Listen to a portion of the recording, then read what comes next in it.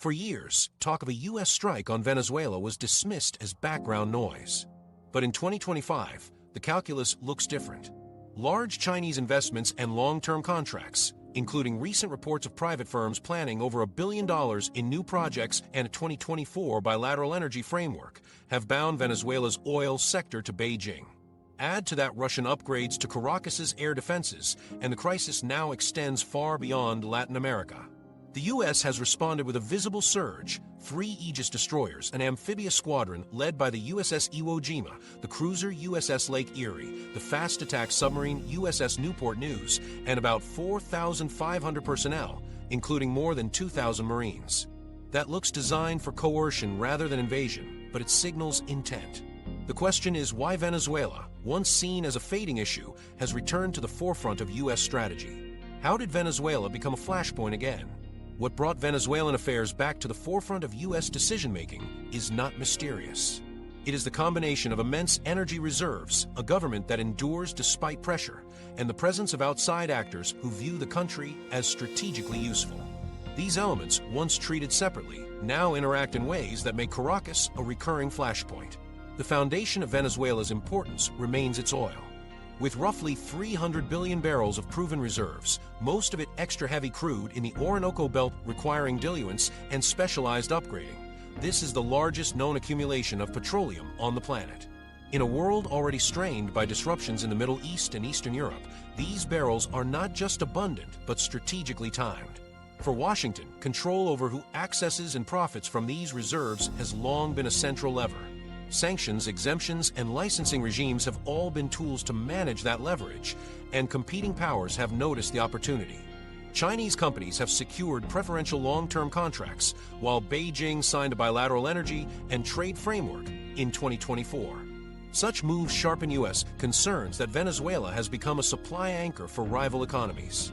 Beyond resources, the durability of Nicolas Maduro's rule compels American attention. What was once expected to collapse under economic strain has instead persisted. Years of sanctions, embargoes, and diplomatic isolation have not broken the system. Instead, the government adapted. A patchwork of patronage, military loyalty, and the use of scarcity as both a political weapon and a loyalty-cementing tool has allowed Maduro to govern under siege conditions. Sanctions snapbacks in recent years led to sharp policy shifts, first greater reliance on oil trades through intermediaries, then a pivot to China after partial U.S. licenses, such as OFAC's General License 41, were withdrawn. Research noted shipments to China helped keep exports steady even in May 2025, despite restored restrictions. A Chatham House assessment reinforced this point. Maduro can present shortages as the result of foreign hostility while distributing limited goods in ways that reward supporters. It is a regime not only surviving but actively learning under pressure. These domestic adaptations would have remained largely regional concerns if not for the overlay of great power involvement. Reports confirm that Russian technicians have been present to advise on and maintain Venezuelan air defense systems, some of which were upgraded in the past 2 years. This does not represent large combat formations, but rather advisory and maintenance roles, enough to signal Moscow's willingness to tie U.S. costs to any military pressure. Meanwhile, China's mixture of state-led agreements and private sector projects has made its presence in Venezuelan energy undeniable. Even Iran, seeking to undermine American sanctions elsewhere, has shipped fuel and expanded security cooperation. The cumulative effect is that U.S. officials increasingly treat Caracas less as an isolated situation and more as a node in a larger strategic contest.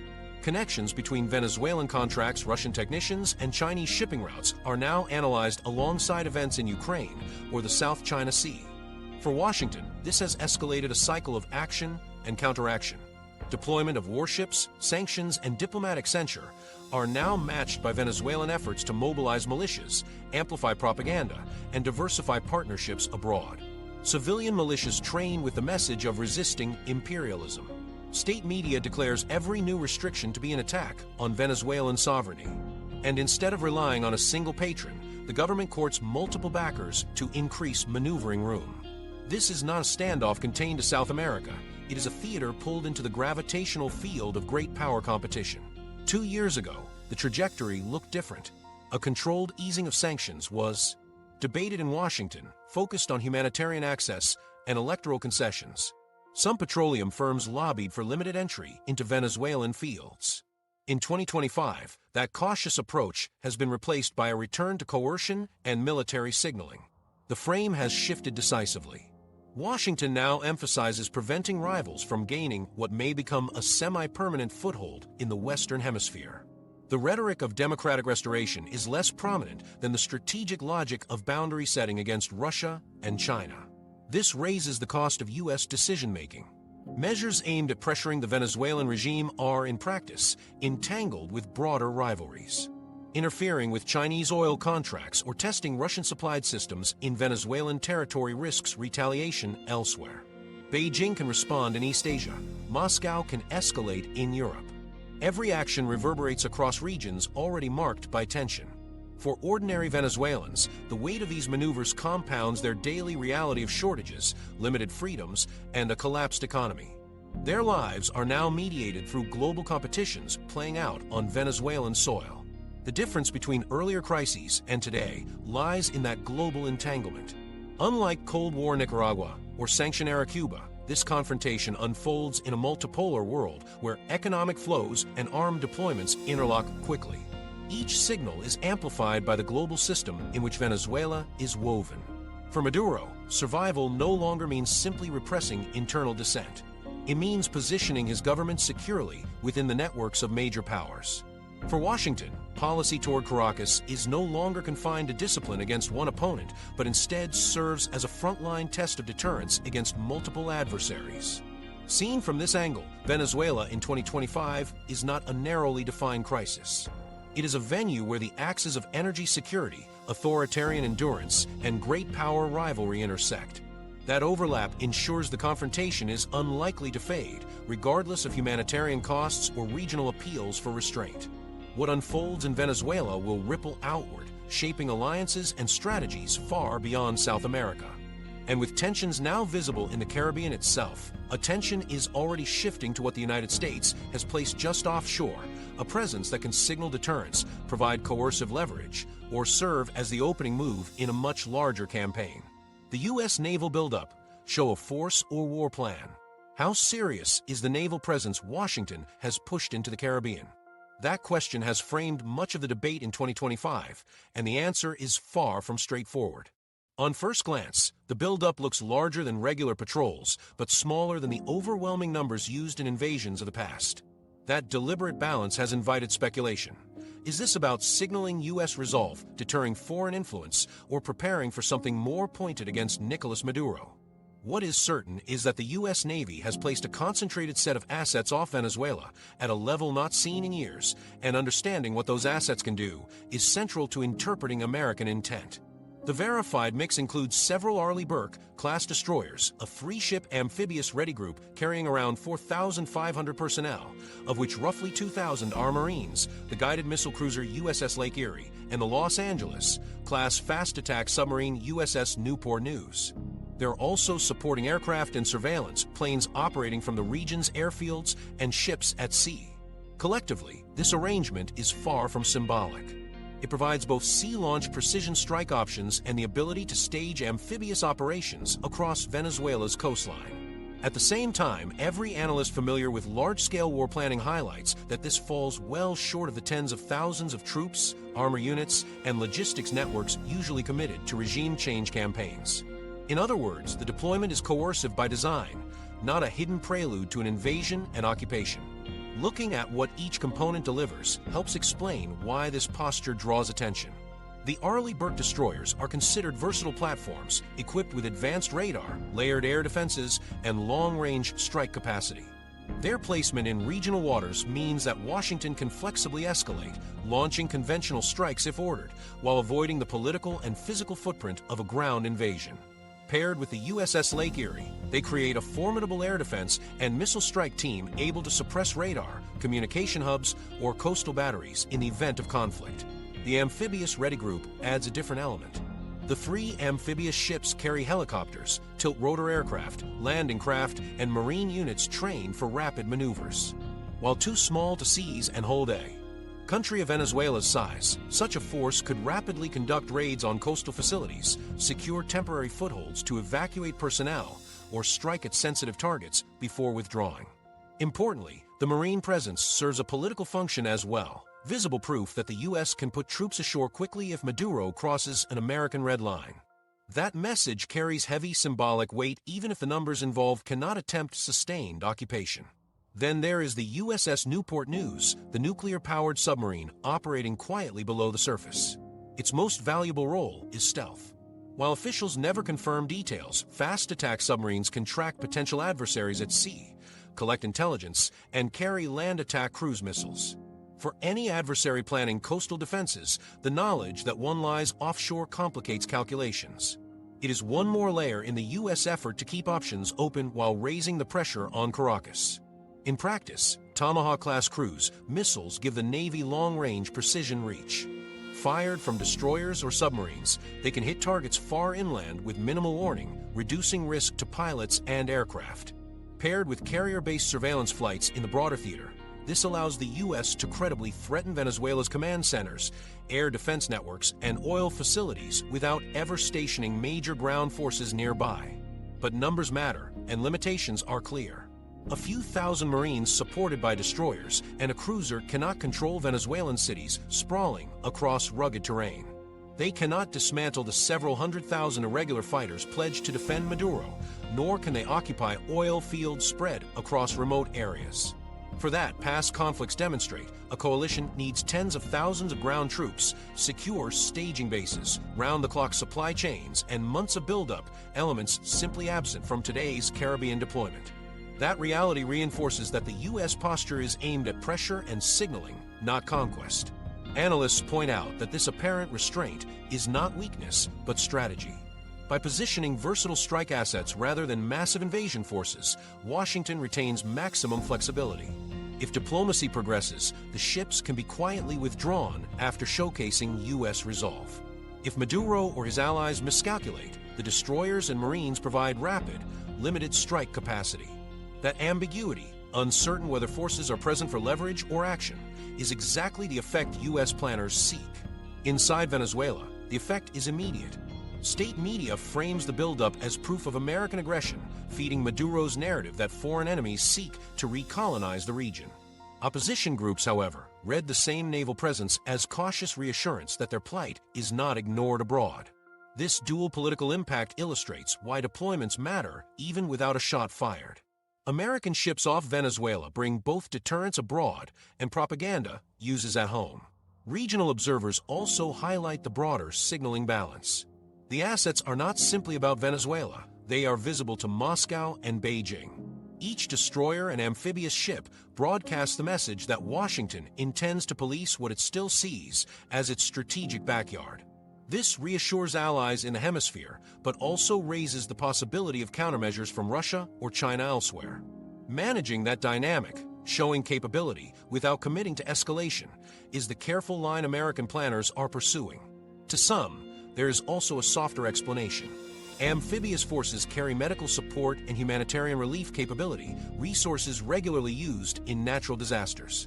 Official statements emphasize that the U.S. Navy is positioned to respond not only to conflict, but also to regional emergencies. Yet critics argue that while this is technically true, the presence of advanced strike platforms makes the deployment far more coercive than humanitarian. Again, ambiguity blurs the line between threat and reassurance, tightening pressure on both Maduro and his foreign partners. The careful calibration has led many to characterize the buildup as political leverage packaged in military form. It is enough to keep Venezuela's leadership uncertain, enough to remind Russia and China of American reach, but not enough for an outright war plan. That balance is why the deployment continues to spark debate. It may be temporary coercion, or it may be the staging point for selective strikes if political calculations change.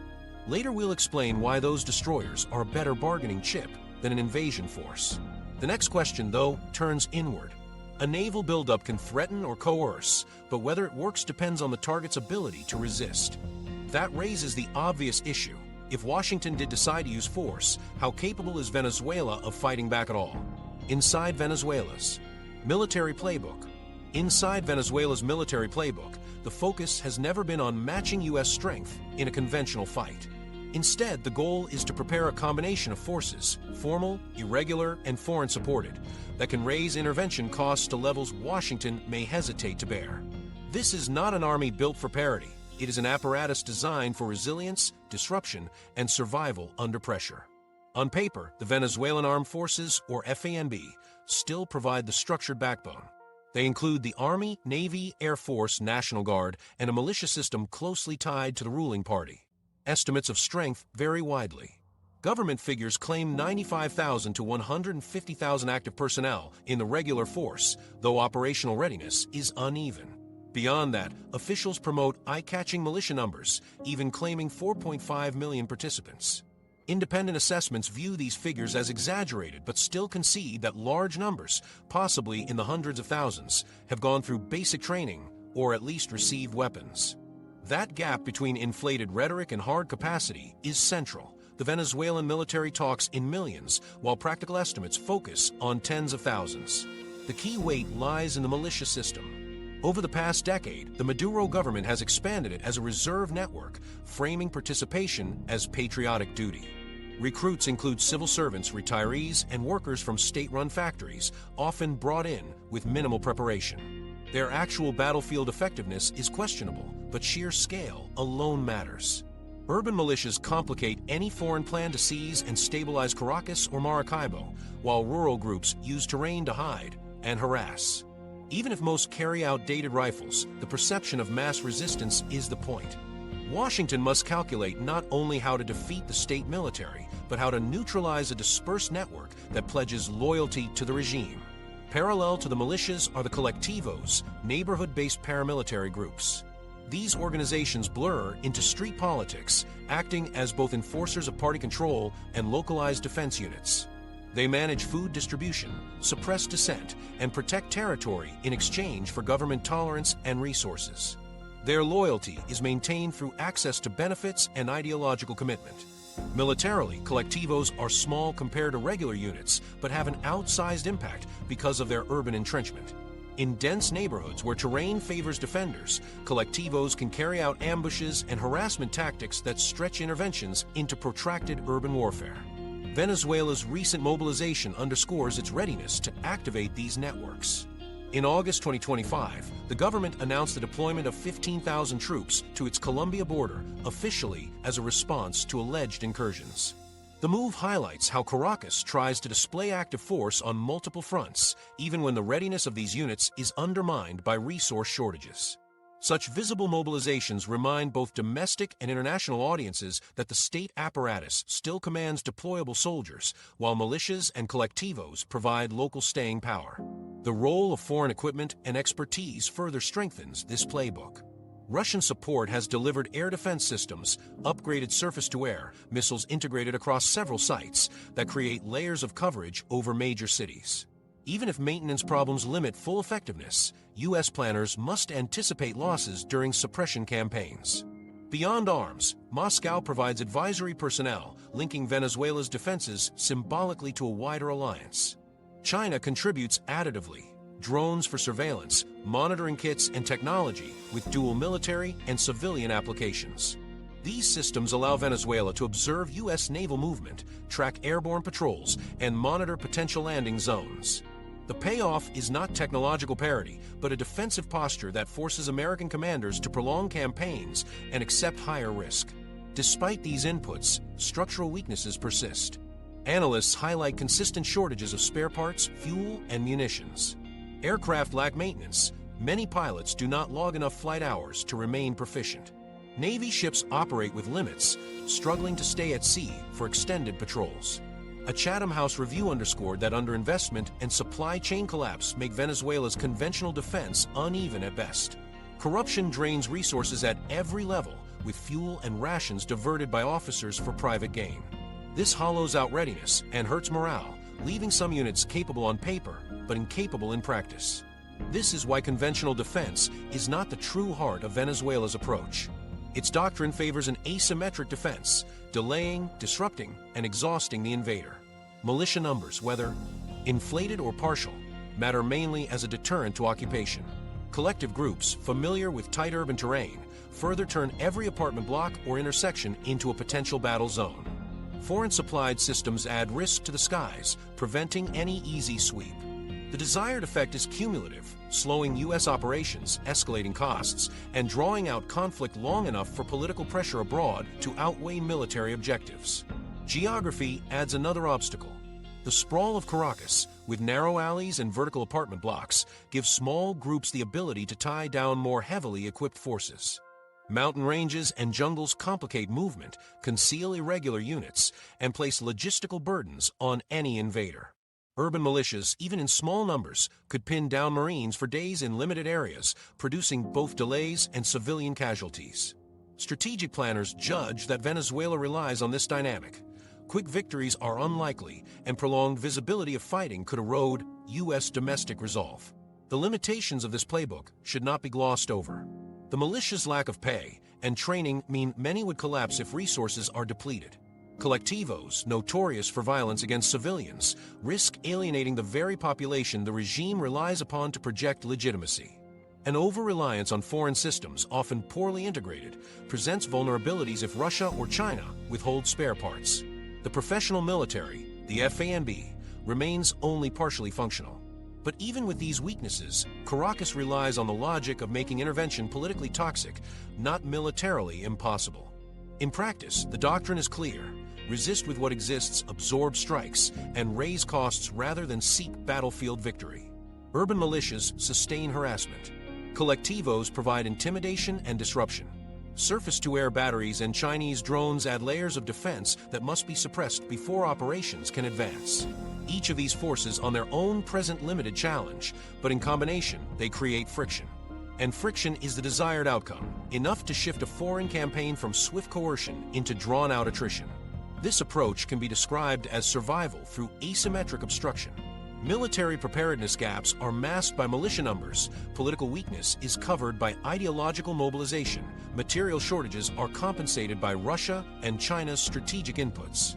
The calculation is that even if core defenses fail, irregular groups in cities and mountains will drag the campaign into costly stalemates. To Venezuela's leadership, that prospect is enough. The United States may impose damage, but sustaining an occupation or dictating Maduro's removal is far less certain. Seen this way, Venezuela's playbook is not just a local strategy, but part of a broader design to link its survival to external powers and wider rivalries. The resistance doctrine functions best when viewed in the context of who supports it and what geopolitical costs are attached to dismantling it. And that wider influence beyond Caracas's borders is what makes the current standoff less about Venezuela alone and more about the powers leaning in from outside. China and Russia's shadow soldiers. China and Russia's shadow soldiers are woven less from battalions and more from technicians, contracts, and intelligence support. In 2025, their involvement does not look like armor columns or air divisions landing on Venezuela's shores. Instead, Moscow and Beijing press against U.S. influence with smaller but carefully chosen moves, military advisors, surveillance technologies, financing structures that tilt the balance without the weight of open intervention. This approach complicates Washington's calculations. Each radar installation upgraded with Russian help or each long-term oil deal signed with a Chinese firm ensures that the cost of U.S. action cannot be measured by Venezuelan resistance alone. Russia's imprint is most visible in the realm of air defenses and military advisory roles. Teams of Russian technicians have worked with Venezuelan crews to maintain and upgrade systems first delivered years ago: radar arrays, surface-to-air launchers, and electronic warfare equipment. Independent analysts note these additions do not neutralize advanced U.S. aircraft, but they increase the risks. Every radar site near Caracas or Maracaibo raises the chance that American strike plans carry political and civilian costs. For commanders who aim to keep operations quick and low profile, even modest Russian systems force a longer campaign. The human layer matters as much as the hardware. Russian advisors, often numbered in the hundreds rather than thousands, provide training on operating SAM batteries, running radar, and integrating jamming techniques. Their presence creates two effects. First, it feeds intelligence both to Caracas and to Moscow, tracking how American ships maneuver in Caribbean waters, identifying reconnaissance patterns, and monitoring political moves in neighboring Colombia and Brazil. Second, it forces U.S. strategists to consider the potential consequences if Russian personnel are harmed in any strike. A missile that destroys a radar station is one thing. A missile that kills Russian technicians introduces political fallout stretching beyond Venezuela. Hints of a more expansive Russian role appear occasionally in reporting. Some sources claim private military actors, often linked to groups like Wagner, have either scouted or lightly supported Venezuelan units. Yet open-source confirmation remains limited. Most publicly available intelligence stops at technical support and advising, with no definitive evidence of large-scale paramilitary deployment. That ambiguity itself is useful for Caracas. Rumors of shadow forces add psychological weight, even when substantiation is thin. China operates with different tools. Rather than trainers in uniform, Beijing embeds itself in Venezuela's economy through contracts, investment frameworks, and technologies that double as instruments of political control. Oil contracts signed by Chinese firms stretch out over decades, covering billions of barrels by projecting regular exports far into the future. A striking case underscores the scale. In 2024, Reuters and CNN reported that a private Chinese company planned more than $1 billion in investments to produce roughly 60,000 barrels per day by the end of 2026 under a 20-year deal. That project alone illustrates why China's engagement matters. It locks Beijing into Venezuela's energy future, while granting Caracas steady funding streams buffered from Washington sanctions. Payments routed through these arrangements bypass U.S. oversight. Oil is sometimes traded for goods, machinery, or financial credits, ensuring the regime maintains breathing space when its other markets narrow. For Maduro's government, each contract is more than economics. It supplies pay for loyal commanders, stipends for militias, and props up state patronage systems. Washington aims to strangle revenue, but China keeps alternative taps partially open. That continuity strengthens regime survival at critical moments when isolation might otherwise have cracked the system. Technology forms the other half of China's footprint. Over recent years, Venezuelan forces and state agencies have received drones, AI-based surveillance systems, and communications platforms labeled as commercial imports. In practice, these are dual-use tools.